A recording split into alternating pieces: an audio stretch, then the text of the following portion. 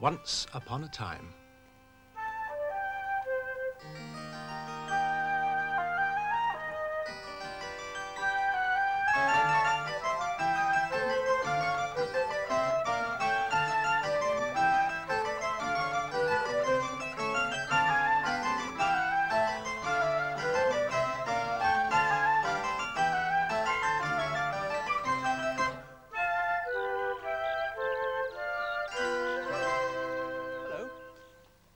We're in the countryside today.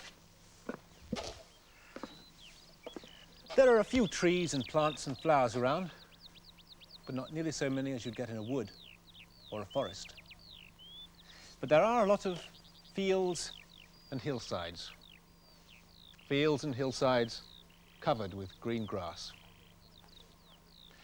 That's where we find most of the farm animals in the summer, eating the grass. And to keep the animals in, the fields have fences or hedges around them, you see? Like this one here.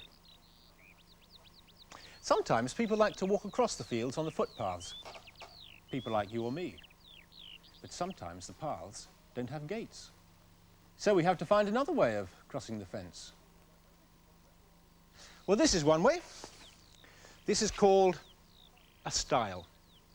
It's part of the fence, you see, but it has a step here and a step here, so we can climb up and over very easily. But the animals can't get through the fence.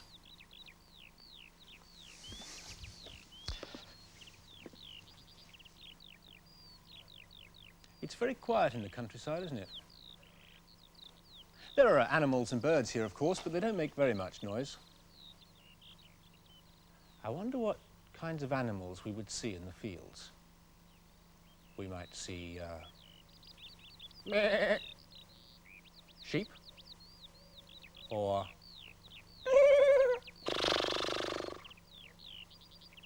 horses, or even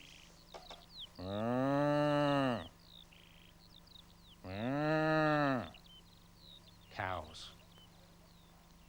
You get a lot of cows in fields in the summer, different coloured cows too. Black and white cows, brown and white cows.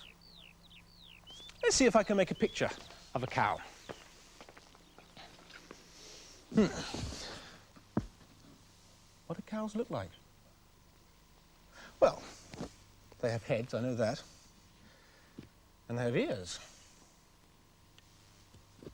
And sometimes they have little horns on the top of their heads. Like that. What kind of bodies do they have? Quite big, I should imagine. Let's give it a big body. How many legs? I'll try 4 legs. 1, 2, 3, 4.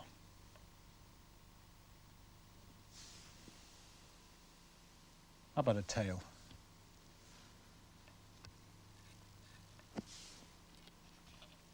There we are. A tail. Something missing, isn't there? We get milk from cows, so we'll put some udders. There we are. A cow. Now, of course, there are lots of animals in the countryside that are smaller than cows and don't belong to farmers, like mice, hedgehogs, ferrets, rabbits. Today's story is about an animal that's very like a rabbit, but it's a bit bigger and it can run even faster. And it's called a hare. And this particular hare could run so fast that it thought no other animal in the forest could beat it in a race. Once upon a time, long ago, there was a forest where lots of animals all lived together. Now the hare was very good at running, but this had made him boastful. He was always talking about the races he'd won, till the other animals were very bored with hearing him say, "So, I won again, of course, and after the first few minutes, There was no doubt who'd win. Me. There was one animal in particular who never paid any attention to hares showing off, and that was the clever old tortoise who lived in the mud down by the river. One day, the hare was sitting very close to where the tortoise was dozing. He was telling the frogs about a race he'd won. "Oh, aye," he said. "I'd challenge anyone in the forest to a race, and I'll bet I'd win." The old tortoise stuck his head out from under his shell, and he said, "I do wish you'd stop showing off. All right, I'll give you a race." "You?" said the hare, roaring his head off. "Are you the slowest animal in the forest?" "Never mind," said the tortoise. "We'll ask Owl to be the judge, and we'll race from the river to the big oak tree. I'll meet you by the river tomorrow." So, the very next day, the hare and the tortoise met by the river. "On your marks, get set, go," hooted the owl, and the hare bounded off past the tortoise and disappeared into the distance. Then the tortoise began to move slowly forward. And while he was moving slowly and steadily, the hare was nearly halfway to the big oak tree. That old slow coach will never catch up with me," said the hare. "I've got time to have a rest and still be winner of the race." And so he settled down in the long grass, and very soon he was fast asleep. By and by, the tortoise came along. "Slow but steady," he said. "That's the way to win the race." And then he saw the hare asleep. "Oh," he said, "I can still beat the hare if I try." And he plodded on. Then a friend of the hare's, the magpie, who'd come along to cheer for him, saw the tortoise was nearly at the winning post. And he said, I wonder where the hare is." And he flew off to find him. "Wake up, hare," he said. "The tortoise has nearly won." The hare woke up with a start. "Oh, what? Where? Who?" "Oh, no," he said, and ran off muttering, "Oh, I've got to catch up. I've got to catch up." But he was too late. The tortoise had just crossed the winning post as the hare came running by, puffing and panting. "The winner," hooted the owl, "is the tortoise." But the hare didn't stop to listen. He just kept on running and muttering, "Oh, I've got to catch up. I've got to catch up." And for all I know, he's running still. Wasn't very clever of the hare to go to sleep, was it? He lost the race. I wonder if the hare found it that easy to go to sleep at night. Because I know another hare who doesn't find it so easy. Once upon a time, there was a hare who was very tired. Very, very tired. "Oh, dear. Yes. Oh." But no matter how hard he tried, he could not get to sleep.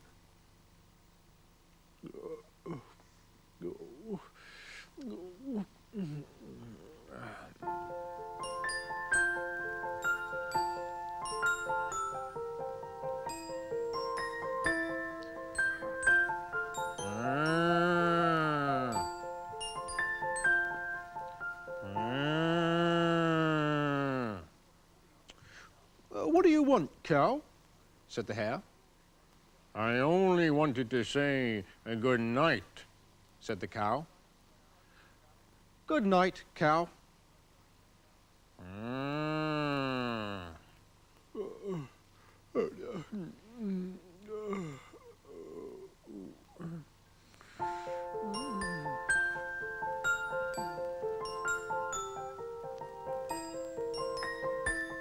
Woof!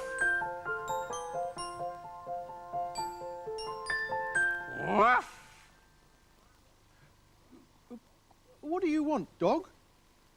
"I only wanted to say a good night." "Oh, good night, dog." "Woof!" What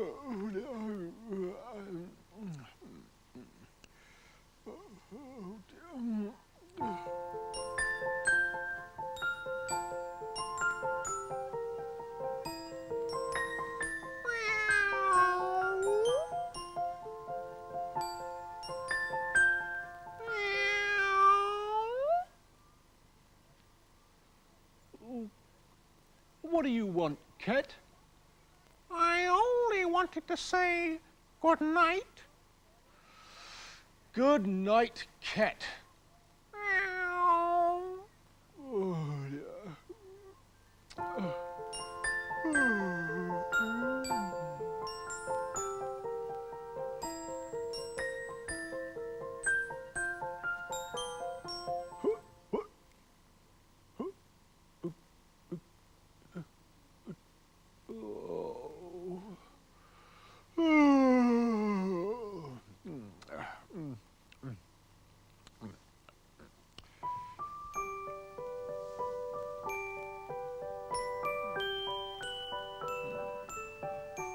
Cock-a-doodle-doo.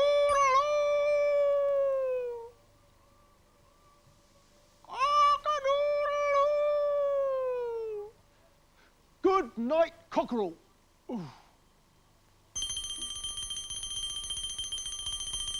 Oh no, it's good morning. Oh.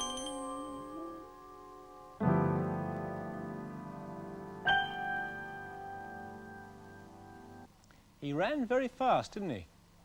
But he still came last. Fast and last. Well, those two words sound alike, don't they? I wonder if we could think of any more. Fast, last. Well, there's past. The hare ran fast, but came in last. The hare was fast, but the tortoise passed. And the hare was last. Well, I shall have to be going now, but I'll see you again soon. Remember, if you're out in the countryside, see if you can see one of these. A stile.